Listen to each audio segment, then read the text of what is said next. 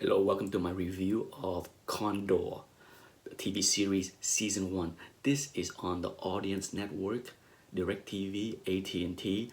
I have access to this series because I have DirecTV and I'm locked in with my contract with my broadband and AT&T for another at least a year. I think it was like a 2-year kind of contract. So that's how I have access to this series. I'm not sure if it's anywhere else. I don't understand why AT&T don't put this on HBO because it's a decent show. It's not quite an 8 out of 10. It could be. The show has some weakness that I can talk about in my non-spoiler review, but overall, it's worth watching. It's a lot of fun to watch if you are into spy thriller. Okay, the cast is part of the weakness. The star of the show is a newcomer, Max Irons. He's British, but it's with many British actor. He disguised his accent, and you would know. Okay, Brendan Fraser is in the series. When's the last time you saw Brendan Fraser in anything? So that was a surprise for me to see him. William Hurt, really good, solid. The weakness, Mira Sorvino, and some of the other supporting cast. There's some surprise character in the show that I like a lot.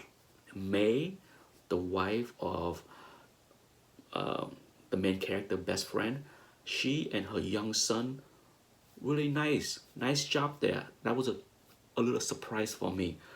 The plot, the overall plot of season 1, I like a lot.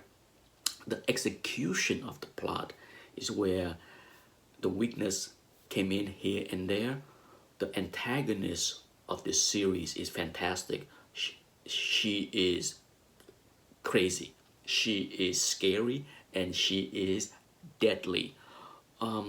And many of the weakness of the season 1, not because of her acting or her physicality. Joe, Max Iron character, handled the physicality very well. Some of his acting here and there kind of hit or miss, but overall, his physicality is solid. He did more running in this series than I have ever seen in any other series or movie. Okay, he did so much running that as I was watching the show, this thought came into mind. He's ready to take over Tom Cruise acting job down the road because you know how Tom Cruise like to run a lot in a movie.